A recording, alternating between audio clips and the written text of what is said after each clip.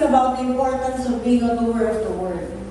Because that's one thing that I realized and I witnessed, that most of the Christians who've heard powerful messages, sasabihin nila sa akin na, Pastor, we're so blessed. But the question is, have you applied it? Because receiving the Word of God is not enough. Just half, okay, kailangan po ma-apply natin. So, importante po ma-apply po natin, be the doer of God's Word. Because when you apply the Word of God, when you live the Word of God, then the power of God's Word will back you up in your life.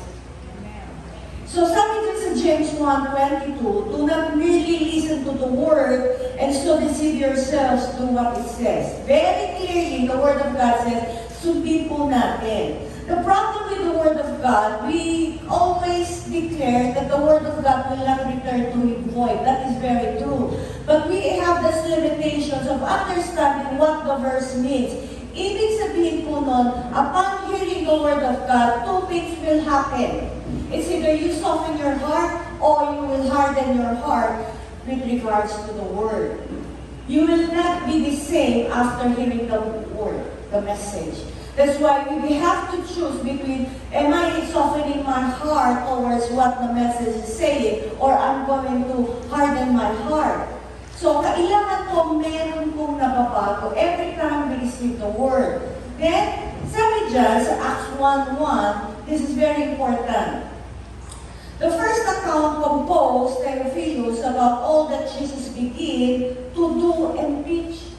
Could you imagine, Jesus Christ, with the 30 years of His life, He learned obedience through suffering. Kaya sinabi dito ni Luke, Jesus began to do and teach. Before we preachers can teach, we have to apply it first in our life. Because that's where the authority and the power of our preaching comes from, because it is true in our life. So hindi po yan limited sa mga preachers. I encourage everyone not to remain a container. Every Sunday you receive the Word of God. Be a channel to be a blessing. The reason why God's covenant to Abraham, and it's the same covenant with us, is to bless us, to be a blessing. Number one, we become a blessing when we live a powerful testimony.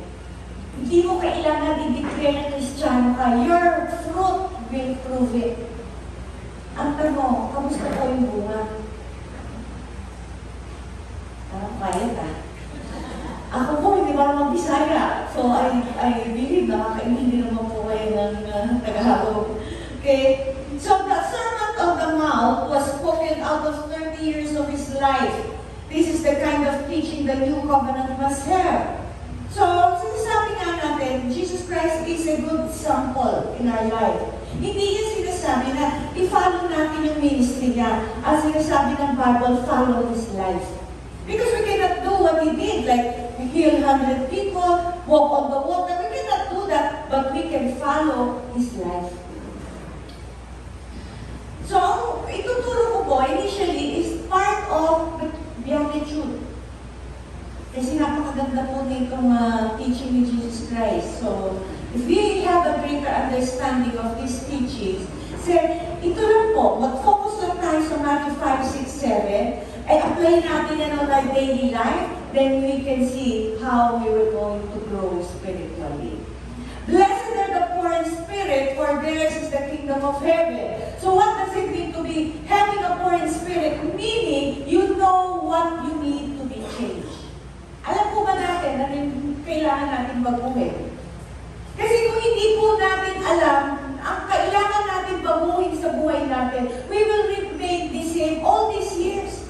No matter how powerful the message, if you don't have the heart to change on that aspect of your life, then mananatili po kayong the same. The essence of Christianity is transformation, to be more like Christ. So in what area po ng buhay nyo, ng character nyo, is still lacking? Do you know that the first recorded sin in the Bible is lying, and the last recorded sin in the Bible is lying? Then how can Christians can lie casually? You know what, I always challenge, whenever God sends me sa mga conferences, I challenge the congregation na sino di Pilipino nagsisinungaling?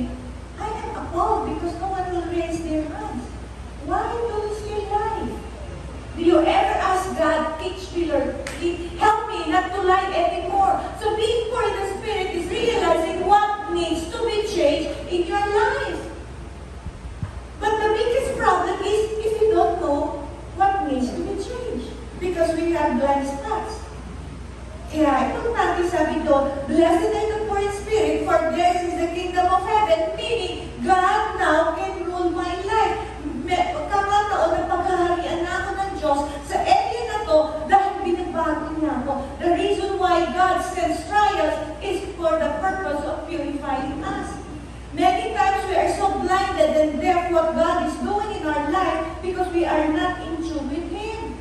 But every trial is for the purpose of purifying us, changing us, what? To be more like Christ. So, ang goal po ba natin to be more like Christ or to be, material things? Hinahabol ba natin? Yumaman tayo? Ako po, hinahabol ko bilang Christianos maging kawangis ni Kristo. Kaya, the whole church, I'm bringing the whole church towards that goal. That is my goal, and I want everyone under me to have that same goal, to be more like Christ. Because it is when we become effective and powerful witness for the Lord, when we become more like Him. Then the second is, blessed are those who mourn, for they will be comforted. So after realizing what needs to be changed, now you mourn. Iiyak ka. When was the last time you cried because you offended God? Many times we cried because problema tayo, we have problems, we are suffering, we are in a difficult situation. But when was the last time you cried because you offended God? Many times, mourning natin, ang crying natin is about difficulty, about what? Life challenges. But we should also mourn because we offend God every day. Kaya nga sabi niya, after realizing what needs to be changed, now we mourn. Pagka tayo umiiyak dahil we realize we offended God in so many ways, then we really cry, and then God can comfort us.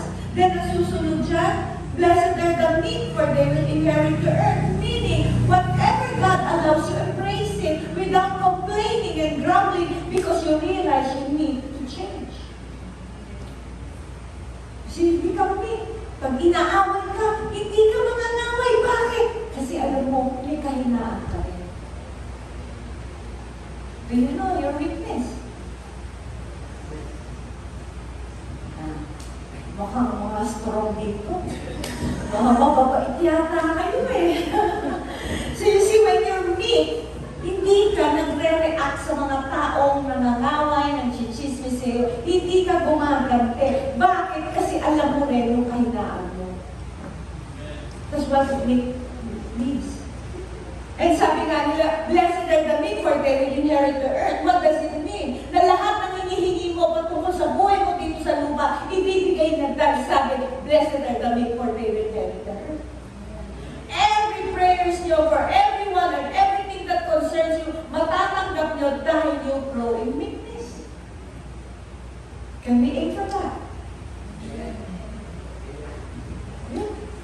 Quiet. Now, blessed are those who hunger and thirst for righteousness, for they will be filled. After realizing what needs to be changed, and you cry to God, kasi because you offended God, and now you accept whatever God allows in your life, now, ano result niyan? You hunger for righteousness. I want to be more godly. I want to be more like Christ. You see that? Kaya, ang beatitudes, connect po yan. Daw sabi niya, for they will be filled. What does it mean to be filled? Meaning you want this area of your life to be changed, and now God will tell you what you need to surrender so that He can fill you up. The reason why Christians are not filled with Christ because we are full of ourselves. That's why God will create difficulty in our lives to break us so that we depend on Him, and then He will surrender the things that we are fighting for, then He will fill us. Kaya sabi ng Panginoon that blessed are you when you lose your life, you will gain true life. What does it mean? Every time we surrender something, part of us is lost, then the Lord will fill us. Kaya the more you surrender, the more Christ will fill us, the more you have Christ. Kaya doon natin nakikita, ang tao nakikita, isang tingin pa lang sa'yo, kakaiba ka. Bakit? Kasi puno ka ni Kristo. Pag hindi mo ina-allow na nagsisurrender ka, you're still full of yourself. Hindi ka mapuno ni Kristo dahil puno ka pa ng sarili mo. Kaya madalas, sinasabi ko sa congregation, magbawas-bawas tayo. Pwede po ba yun? Pwede. Okay? Then, ang susunod dyan, blessed are the merciful, for they will be shown mercy. So ngayon, mahabagin ka na. Wala ka na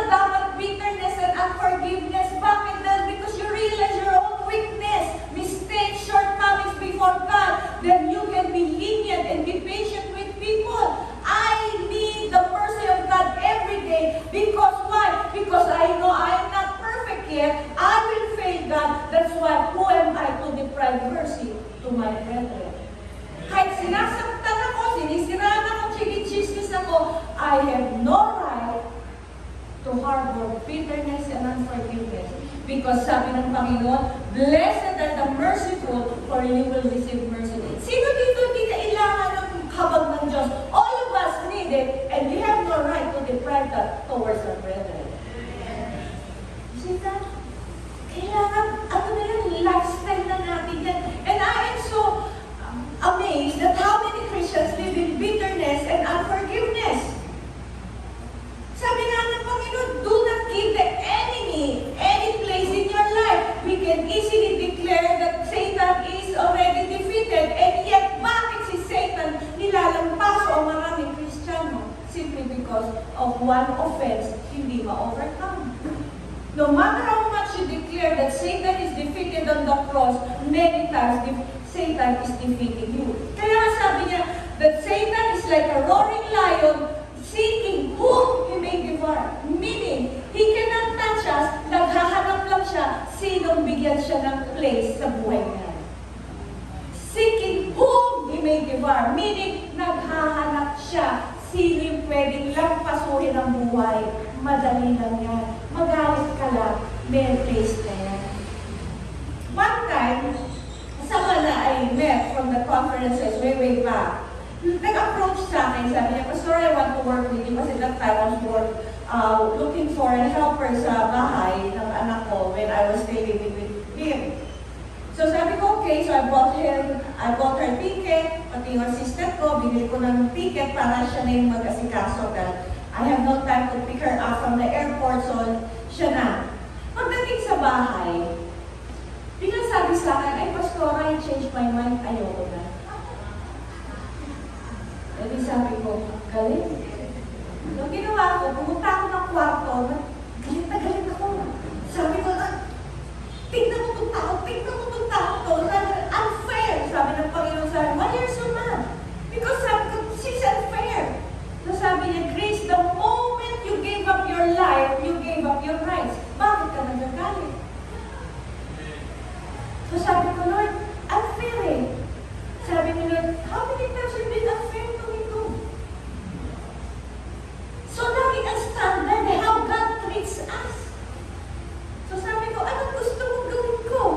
Sabi niya, give her money, pray for her, embrace her. Sabi ko, hindi ko pa kaya, sandali lang. Palalagigin ko na yung aking dibdib. And then after a while, sabi ko, okay na ako. You see, sabi ng Panginoon, di ba sa word, do not receive the grace of God in vain.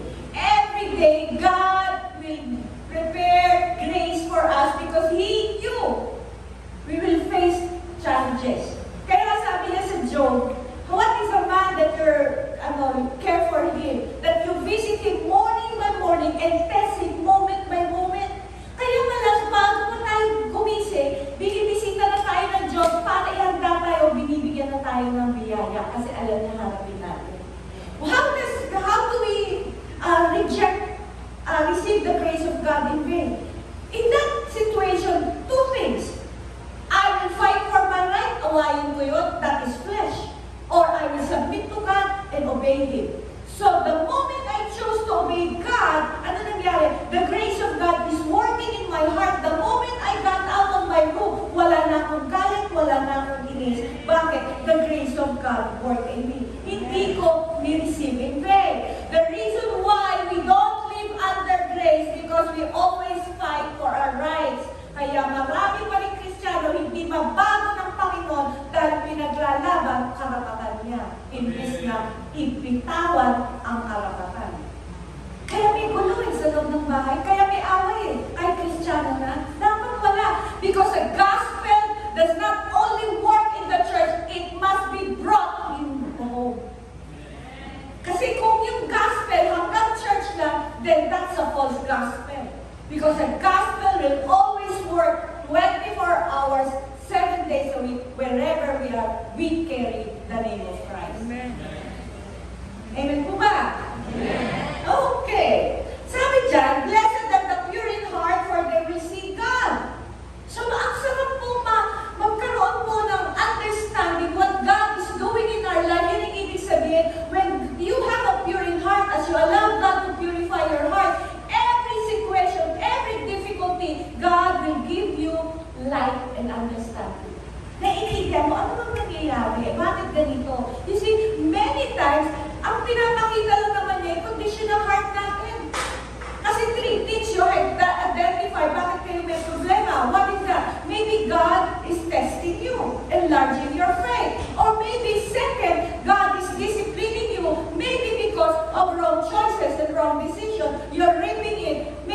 discipline ka. Or third, maybe Satan is attacking you. You need to identify. Example, I just came from Bayawan. Okay, ang layo-layo nun eh. Okay? Alam mo, ako kasi sa mission trip ko, I always spend for everything. Sabi ko, Lord, ang laki-laki ng gasto.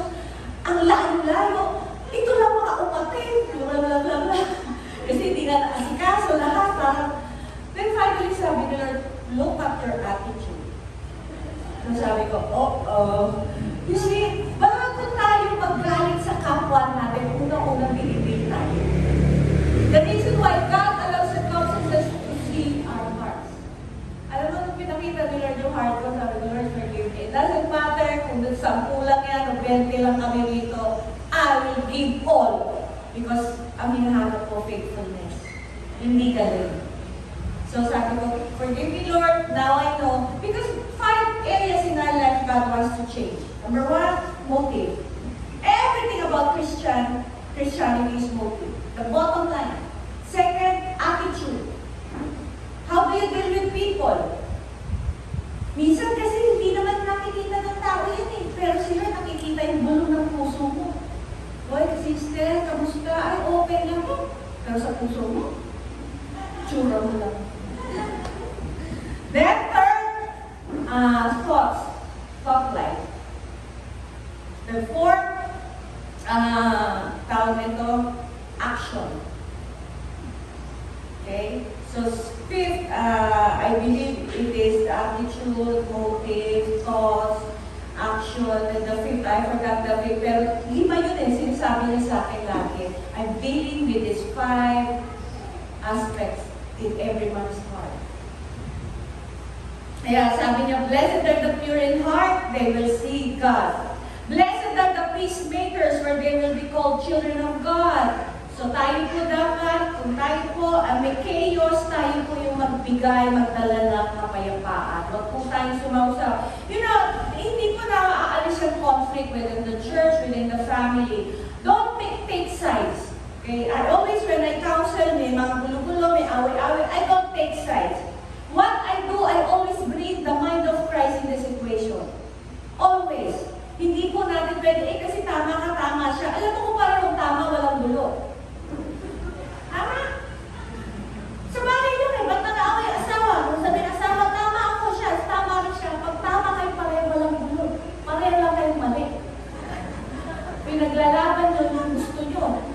The moment pinaglaban mo yung gusto mo, talo ka.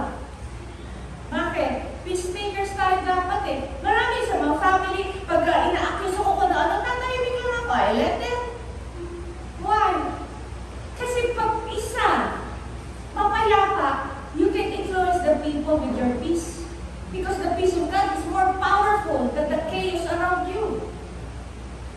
Kaya lang, bakit tayo sumasaw-saw? Nakikirain on. Dapat tahimik na lang tayo kahit tama ka, tumahimik ka. Bakit? In time, God will defend you. The moment you defend yourself, you are tying God's hand to do His part. Kaya hindi niya tayo mag-depensahan. Di ba may sabi sa Corinthians na once the obedience is complete, then He will deal with every disobedience. Bago niya, before niya i-deal itong disobedience ng tao to, ikaw muna i-deal ko. Yung obedience mo, ano yan? Huwag kang mangaway, magpatawad ka, maging peacemaker ka. Pag napasa mo yun, i-deal na niya itong nangangaway sa iyo. Amen po ba? Parang hindi Alaaway pa kayo. Then, blessed are those who are persecuted because of righteousness, for theirs is the kingdom of heaven. Meaning, pag tayo na-persecute for that purpose only is because of righteousness. Naninindigan tayo ng katwiran, ng tama. Kasi pag tayo na-persecute dahil masama ugali natin, ibang story yun. Kailangan na-persecute na tayo dahil naninindigan tayo sa katotohanan. Kaya yun ang mapalad, yun ang sabi sa Word of God. Blessed are you when people insult you, persecute you, and falsely say all kinds of evil against you because of me. The reason why people will persecute you because of your standing with the Lord. You stand for the truth. Kailangan nanindigan tayo sa katotohanan. Kaya hindi lang po yung dahilan. Pero pag tayo na-persecute dahil masama ugali natin, then God cannot defend us. Rejoice and be glad, because great is your reward in heaven, for in the same way they persecuted the prophets who were before you. So sabi niya, rejoice. You know, way back when I started with the mission work, na nasasaktan ako dahil ang dami nagpe-persecute sa akin, naninira. Then finally, the Lord showed me this. Sabi niya, Grace, rejoice. Let them, because their persecution is multiplying your reward in heaven. When I realized that, sabi ko, no. So sabi ko sa mga naninira sa akin, bring it on. You're multiplying my reward without my effort. Remember, right? Di ba ang sarap? Meron nag-aan sa'yo, nagpapayaman. Dapat ganun po perspective natin. Always have the positive side. Okay?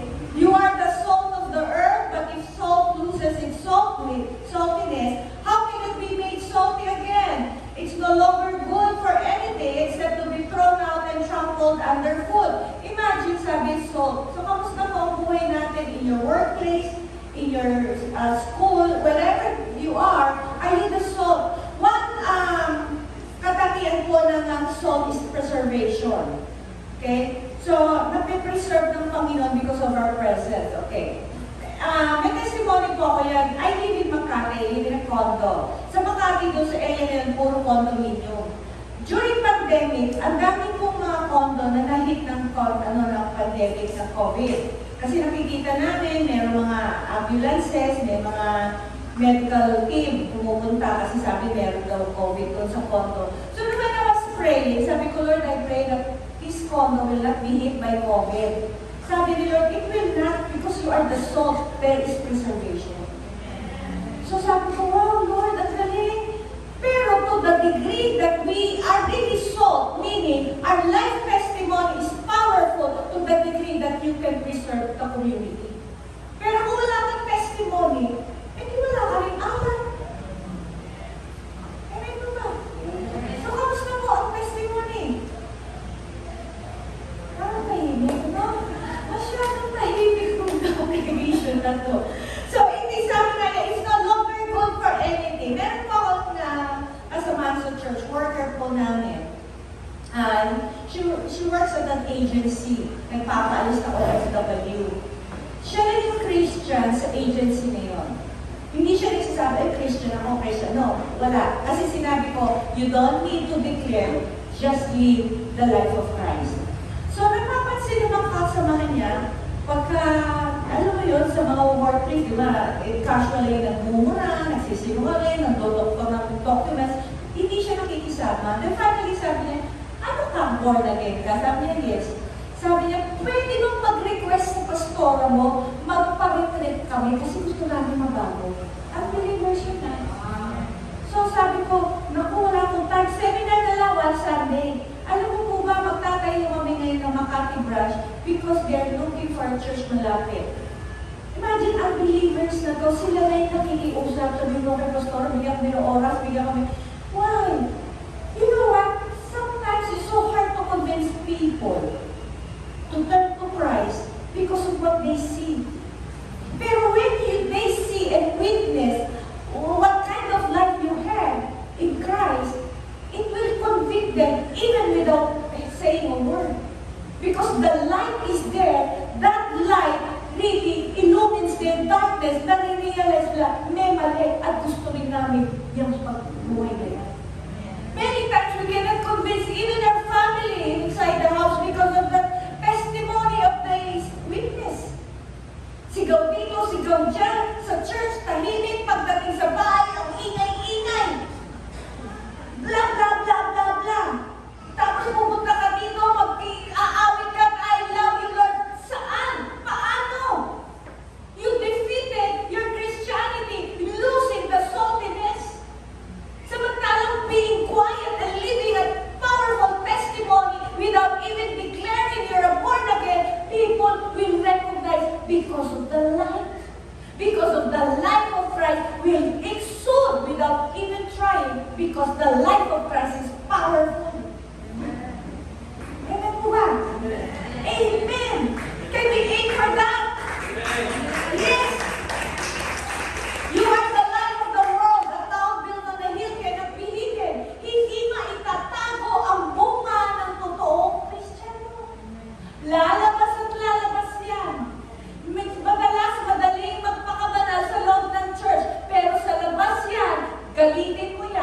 lalabas. Di ba ang isa na, ang olive, may buto yan. Squeeze mo yan, lalabas yung seed. In the same way with us, lalabas ang totoo kasi walang pagbabago na totoo sa loob. Kaya minsan may nagsasabi sa akin, Pastor, ginaling ako ng tao, hindi naman ako ganyan. Hindi kapatid, ganyan ka. Hindi lang lumalabas. In denial lang tayo. Kaya ka walang pure spirit when you're in denial. Kaya sabi ni Lord, mapalad ka kung you have a poor spirit, meaning recognize mo ano yung gusto mong mabago. Alam niyo po ba ano gusto niyo mabago? Okay. Neither do people light a lamp and put it under a bowl. Instead, they put it on its stand and gives light to everyone in the house. In the same way, let your light shine before others that they may see your good deeds and glorify your Father in heaven. This is one way of glorifying our Father. Live the life of Christ. Verse 20, for I tell you that unless your righteousness surpasses that of the Pharisees and the teachers of the law, you will certainly not enter the kingdom of heaven. So ano po ba yung righteousness ng Pharisees? Panglabas. External. People can only see external life. This is a great deception. The only way to be delivered from this deception is to live before God and not man. Kaya pag may consciousness ka kay Lord, everything you say, everything you do, tinitignan mo kagad, conscious ka kagad ng motibo mo. Lord, am I glorifying you? Pag ito sinabi ko. Minsan I slip, pero madali na ako mag-repent. Lord, forgive me. Kasi conscious na ako of what my life before God, not before man. Most Christians are in bondage, but they do not know it. Slaves to numerous bondages because they do not know they are in bondage. And those who do, they are content to be in bondage. External testimony, no adultery, no murder, no robbery, but inner life is always defeated due to bondage to anger, lust, greed, envy, bitterness, and so many more. New covenant is much higher. Christianity has not risen to that standard. That is why the name of the Lord Jesus is dishonored. Nominal Christians do not reflect the life of Christ. This is what is lacking in Christianity now, is we don't really live the life of Christ. Hindi natin pinapahayag paano mamuhay maging Kristiyano. We live like the world. That's why we have no impact to the world. Maybe speaking the word like the old covenant, they have the word but no testimony. The word must become flesh. Hebrews 8:10, for this is the covenant that I will make with the house of Israel after those days, says the Lord. I will put my laws in their mind and write them on their hearts, and I will be their God, and they shall be my people. Emphasis is inside. Philippians 2:13, for God is working in you. You see? Giving you the desire and the power to do what pleases Him. It is not something that we initiate, but the fulfillment of that promise. In the Old Covenant, external life matters. In the New Covenant, inner life. That is why Jesus said to the Pharisees, clean the outside of the cup, but full of dirt inside. Sa Old Covenant, ito yung promise ni Lord eh. Bless the Lord, O my soul, and all that is within me, bless His holy name. Who forgives all my iniquities, heals all my diseases, who redeems my life from the pit and corruption, who beautifies, dignifies, and crowns me with His loving kindness and tender mercy, and satisfy my soul with good things. These are all blessings in the Old Covenant. In the New Covenant, iba ang pangako ng Panginoon. Ano? Matthew 1:21. She will give birth to a son, and you are to give him the name Jesus, because he will save his people from their sins. Many times we are focused on being saved from hell. Can we have salvation here on earth from our bondages sa inner life natin? Yun ang na-miss natin. Kasi madaling magkunwari, pero sa Diyos hindi tayo magkunwari. Kaya sabi niya, unless your righteousness exceeds the righteousness of the Pharisees, you no way can enter the kingdom of God. So, the standard is higher. John 17:3. And this is eternal life, that they may know you, the only true God, and Jesus Christ whom you have sent. So, akala marami, having eternal life is living forever. But there are people living forever in hell. That is not eternal life. Eternal life clearly says knowing God experientially. It's not know about God, knowing Him. Merong relationship. Pag wala tayong relationship sa Panginoon, we become religious and the church become religious. Because the old covenant, they never called God Father. But in the new covenant, people now call God Father. In Jeremiah, sabi ng Panginoon, I will be your God, you will be my people. In Corinthians, God declared, I will be your father, you will be my sons and daughters. What is the difference? Relationship. Eternal life is not living forever, but having an intimate relationship with God as a Father. Anything less than that is not eternal life. It is not living forever, because multitudes live forever, but in hell. That is why Jesus came. He brought us into a relationship that we call Him Father. In John 17:23, I in them and you in me, that they may be made perfect in one, and that the world may know that you have sent me and have loved them as you have loved me. The way you relate to people shows if you are secured by your Heavenly Father. The reason why Jesus Christ, He would always declare once, you must be born again. Once yan. Bakit pagdating sa Matthew 6:3 times sinabi niya, do not be anxious. Do you know that when you're worrying and anxious, you're sinning? That is a practical sin. Any command of the Lord becomes a command, and when you disobey that, you are sinning. So why do people who claim to be Christians live in anxiety and worry? Because you do not know your Father. You don't feel small. Hindi mo tingin sa sarili mo maliit ka. No value, no envy. Walang dahilan para mainggit ka kasi secured ka dahil anak ka ng Diyos. Bakit may inggitan? May siraan. May chismisan. No jealousy. Kung siya na-promote, mas may attention, okay lang. Why? Secure ka. Imagine si Abraham, tinawag ni Lord, pero nung sinabi niya kay Lot, mamili ka, pinauna niya si Lot mamili, mag-choose saan mo gusto. Bakit? Secure siya. You see, when you're secured, no way na mainggit ka. No way magselos ka. If namamayag pa sila, let them. Bakit? Secured ako eh. Anak ako ng hari. Amen. Ano ba? Do you see yourself that way? You don't look on others because you have more than because you realize your Father determined who you are to be. There is security. Knowing God as a Father will result in security. Knowing He loves me as much as He loves Jesus, every insecurity that is wanting to prove myself, wanting to impress people, will diminish. Many times, the reason why we cannot obey God's will because ang consciousness natin, ano sasabihin ng tao? Ano sasabihin ng tao? Minsan, ginagawa tayo because we want to prove ourselves. That is insecurity. Sometimes, we want to prove ourselves.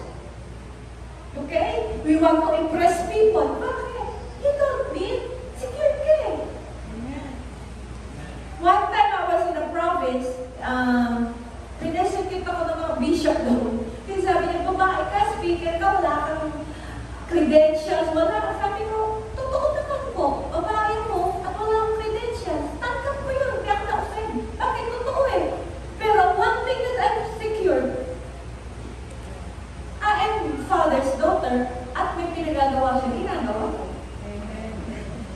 You see? Bakit? Hindi mo ginagawa yan kasi kailangan mong gawin.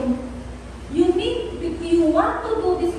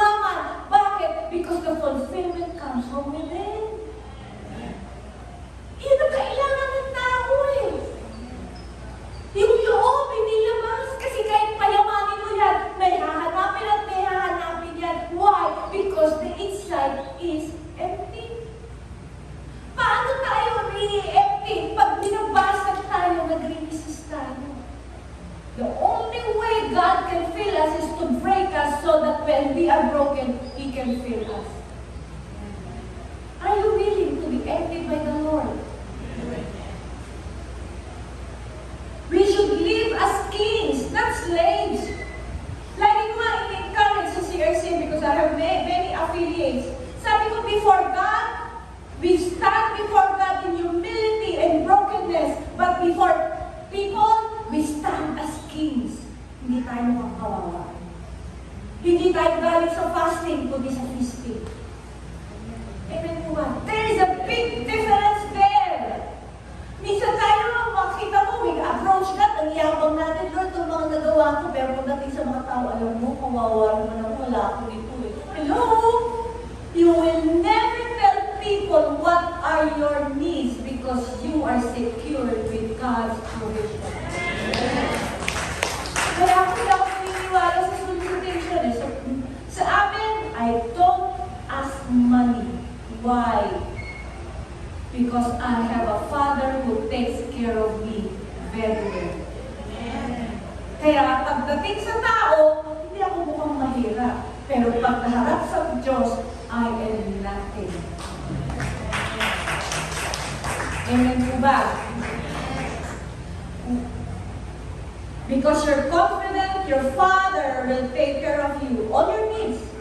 Wealth does not mean having a lot of money. It means He has no lack. No need of anything, not craving of something. Life will be more relaxed and rested because you're confident that your Father will take care of you. Imagine si Jesus in Luke 4 was at rest. Even there were people wanting to throw Him to the cliff. Ganun siya at peace. My prayer is that I may have that security, that He will protect me whenever and even in the midst of danger and threat. Jesus was never a time insecure. This is what it means to know God. This is our inheritance. This is how we should live. Majority is living much lower than the standard of life when we should be living that kind of life. Imagine, pag may sakit ka, natataranta ka, gusto mo magpadoktor. Pero hindi ka bothered, masama ugali mo. That's why a lot of Christians believe that being healthy and wealthy are more important than being set free from sin. Imagine, sabi nga dyan sa word, di ba? A Christian who have cancer will die and be with the Lord. Pero sabi ng Jesus Christ sa Matthew 6:15, if you do not forgive your brethren, your Father will not forgive you. Remember, He did not address that to the unbelievers kasi sabi niya, your Father. So He's addressing it to the children of God. Imagine, di ka nagpapatawad. Meron ng testimony na basa ko eh. 500 nadala niya sa karya ng Diyos pero siya napunta sa baba. Bakit? One time, she was betrayed by the husband. Nagalit siya sa Diyos, nagalit siya sa husband. Pinag-pray siya, forgive. Why should I forgive? I've done this to the Lord and yet He allowed my husband to, leave me. She went to hell. Kasi akala natin yung mga unforgiveness, bitterness, wala yan eh. Pero pag may upo tayo, sugod tayo, doktor tayo kagad. Ba't hindi tayo bothered? Pag marami tayong galit, ang sama na ugali natin. Pero pag may sipon at upo tayo, uy, baka COVID na to. Ang dali natin mataranta. We should always be bothered what's inside, how I act on very unfavorable circumstances. Because God looks at the heart. This is the new covenant. This is what God wants in every child of God. Yung inner life. And that you're secured with Him, and that you don't have hindi ka mag-worry, you will not worry, you will not be anxious because you're secure. You don't need to impress, you don't need to prove anything because you are confident you have a Father who loves you. Amen. In 1 Timothy 6:12, fight the good fight of faith. Lay hold on eternal life to which you were also called. You see, lay hold of eternal life. What is that? Knowing the Father. Itong panghahawakan natin in the last days when the whole world will spiral down. Only one thing is secure, a relationship with the Father. Knowing God, experientially, the reality, totoo pala ang Diyos. Madali kasi magsabi sa atin, God is good. Yes, God is good. Dahil okay ang buhay niyo. What if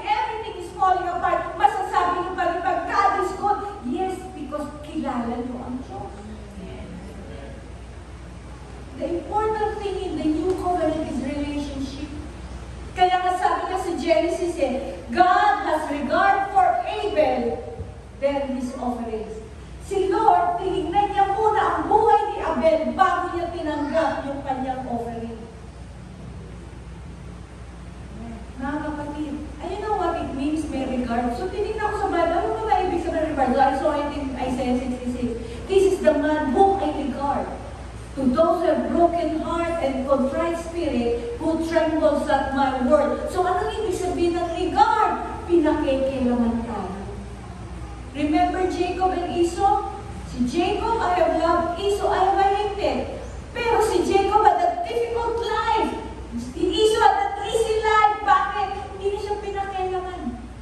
Have it your way. Si Jacob, at the end of his life, anong sabi ko?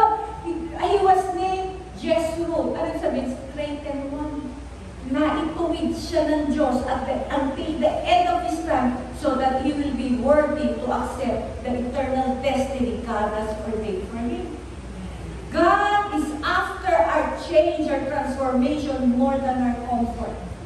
Because this is where God is preparing us for His coming. The Lord Jesus is coming to bring us to the eternal destiny that God has ordained. That's why it is important to apply the Word, because in applying the Word, transformation happens. 1 John 2:28, dalawa lang ang dyan. Klaseng tao pagdating ni Kristo. And now, dear children, continue in Him so that when He appears, we may be confident and not ashamed before Him that's coming. Dalawa lang yan. Confident sa coming niya at yung isa nahihiya. Bakit? None of what he heard applied his life. Mga kapatid, aim for transformation to be more like Christ. There's nothing more fulfilling and meaningful life than to be more like Christ. Sabi ni Lord, I came to give you abundant life. Abundant life can be experienced by knowing God and knowing Him. Not according to your circumstances, it's simply because of the faithfulness of our God. Amen po ba? Palakpakan po natin ang Father, we thank you, Lord, for this message. I fully trust your people here that today, that they will know you, God, that they are desired to know you, God, as a good Father that will remove every jealousy, insecurity, fear. For you said, perfect love casts out fear. Father God, I leave them to and trust them to the Holy Spirit, that Lord, kung ano yung umpisan mo, tatapusin mo sa kanila. Let their goal for this year is to be more like Christ, so that everyone will be a powerful testimony to the world that our God is alive, our God is faithful, our God is good, and He cares for His people. You said, Lord, you take pleasure in prospering your children.